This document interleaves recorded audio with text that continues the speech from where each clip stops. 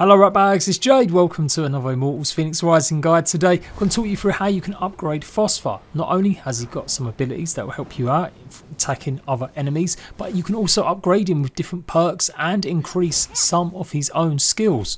Don't forget to like, make sure you subscribe to go and check out the rest of my content on Immortals, Assassin's Creed Valhalla and a bunch of survival games too. And let me take you through how to upgrade Phosphor, as well as also get some cosmetic items for your wings. Let's go.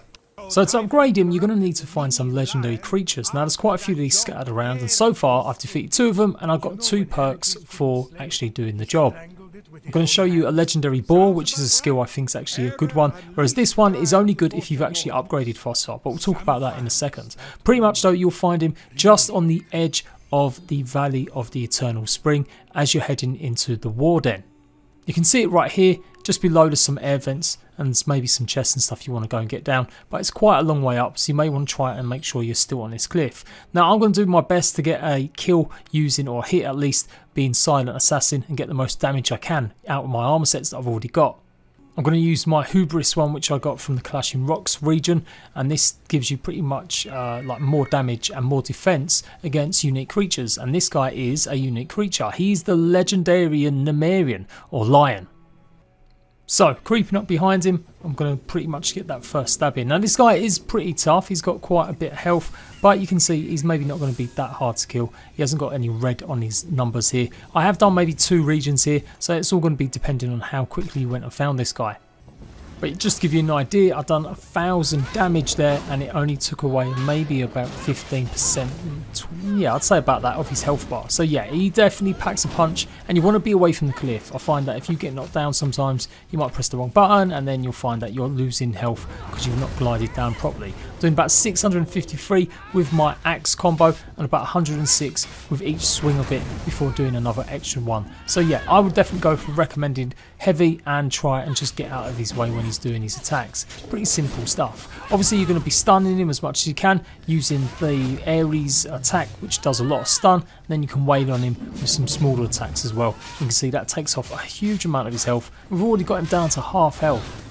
Definitely not worth using heavy attacks. Although they do more damage, they're definitely better for increasing stun, and when he stuns, some creatures will have more stun put on them, but he didn't seem to have it put on him, so I would avoid it and just use smaller attacks, or use even some of your special ability attacks. Be careful for his raw attack. He didn't do this often, I think it was only at this point. He didn't do it halfway either, but that takes a considerable amount of damage from you as well, so it's usually after you've maybe just stunned him and he's woken up. A few more hits and you can see I nearly went over the edge. You definitely don't want to do that, and he is nearly brown bread. Finishing him off with my bow and arrow just to make sure I didn't muck this one up. And then the final killing blow was with obviously my axe, and again I'm mucking around with this photo mode way too much.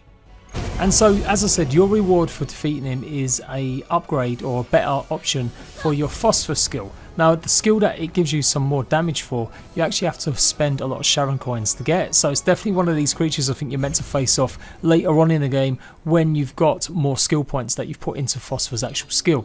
If you didn't know, obviously if you click on Phosphor you can see some of the skills and stuff that he's got. And this one, I've got creating 1 stamina orb. I got that pretty early on. And this one is going to have a clone that explodes and does a huge amount of damage. Now whenever you choose one of these, you will also change the look of your Phoenix. But don't forget, you can still use the transfer modification, pretty much customize it so it still looks like whatever Phoenix you want.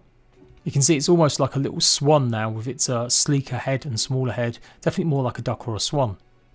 Let's just show you that this skills that you get for this one particular, maybe you're not going to be using for a while. So it's part of the Godly Powers set. Obviously Phosphor is going to give you that bonus ability, and you can see he hasn't got many, he's only got 3 here, but it is going to pretty much add more to one of them skills. But it's the bottom one, it's the one at the very end, so you're going to need quite a lot of Sharon coins before you can even utilise not only that skill but the perk that you just got from defeating that lion. So I've got to admit, I don't think this is the most useful at the moment. It's still just a bit too fiddly to place around, but it could end up being okay. But basically, you'll use 4 stamina chunks to make a clone of yourself, which you can pretty much use as a weight. So whenever you've got to use one of these and you just want to get something quickly, or you're finding it hard with one of the pressure plates, then it's a good way to use Phosphor.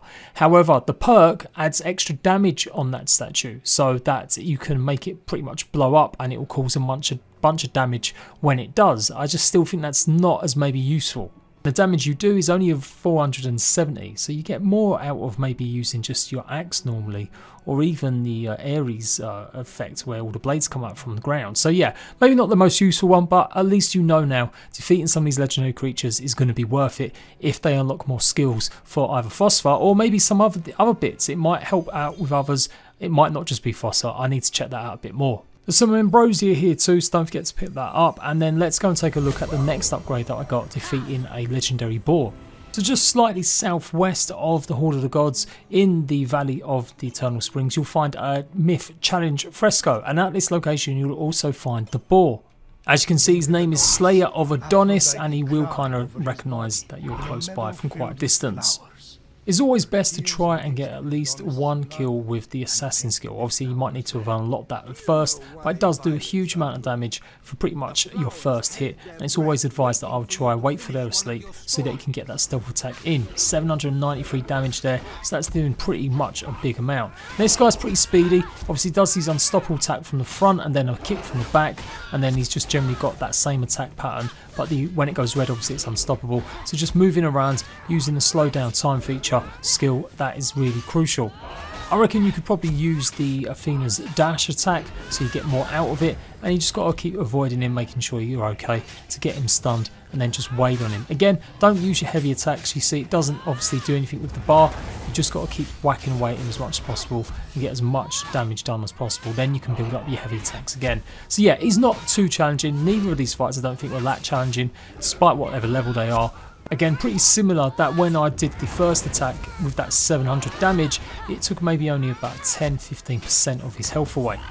So just keep waiting on him, keep moving out of the way if you have to. Obviously use your special abilities too, and yeah, you'll be fine. Obviously you've got the fresco challenge that you can do as well. I won't really go through that at the moment. If you haven't done one of them before, I don't think really it's really worth doing it at the moment. You can probably go and look it up for a guide. I just want to keep this video focused on the legendary creatures and upgrading Phosphor himself.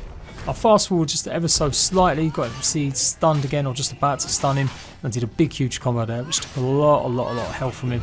And we nearly got him down. I'm doing like 120 there, 103 with my big axe damages, then finally with the big swooping axe. I love that ability, always use it when they're just about to wake up. So when you defeat him, he's going to give you Phosphor the Lovebird, and effectively I guess they are different phoenixes. Now this one's actual skills are pretty good because you don't need to upgrade any further or waste any Charon points to get the benefit out of it. You'll get 150 extra stun damage with every attack that he does. I'm just going through them there, you can see. So that's a pretty decent one, and that's fairly early on. I reckon that's one of the early ones that you're meant to get first, and like I said, the one where I have a clone of myself, that's really not meant to have found that until much later on when you've probably got more Charon coins and have upgraded a bunch of your skills. And just before we finish the video, I did want to show you this guy, a Lieutenant Onky Pete the Swift Wing. Obviously these guys, they're not going to upgrade your Phoenix, but they will give you different customizations for your wings. Now they're only cosmetic. These actual customizations you get for defeating these guys don't do anything to your actual skills or abilities, so it's still worth pointing out though, if you do want to mix up and change up how your wings look, that's how you defeat them. So if you see any of these guys and they've got names on them, they're going to be legendary ones that you give some new customization options. Definitely being at range is going to be useful for this one, or if you've got the ability to pull him towards you or pull you towards him so you can do some air combos, as he does move around pretty quickly. Few rocks scattered around as well if you want to use them, but that's a great one there, using the Ares bash with all the swords coming out of the ground just when he's about to swoop in. There's also a decent way to do it with Phosphor, which I'll explain in a second too. This guy was actually pretty tough. He ends up flying out of his area sometimes, and that can cause it to reset, and he does that huge massive bomb attack there sort of thing where it expands, and that can take a lot of damage off you. So you might want to just keep sending back his projectiles towards him, parrying at the right time, and then just making sure you're avoiding the dive that he does. That's probably one of the most lethal ones. Or interrupt it with Phosphor. If you time it just right and do it when he's about to hit, it will stop him from doing the swan dive on you. As I said, once you've defeated this guy and any others like that, you're going to get a brand new set of wings. This guy is the Wings of the Dreadful, and you'll find him north of the valley and pretty much just on the border with the Kleos. It's all in these little waterfalls or these little pools of water. And just to show you on the map properly, because, you know, I don't want to be missing out anything there, just briefly before I go into the next task for Athena, you can see just in them pools of water, just on the right hand side on the bottom. So there we go, that is how you upgrade your Phoenix. Go and search out for these legendary creatures. They're the first two I found and I thought it was worth pointing it out to you. I will do a video maybe showing every single location of all of the Phosphor upgrades so you guys can pick out which ones are more beneficial to you. If this has helped you, please do leave a like and I will see you ratbags for more very soon.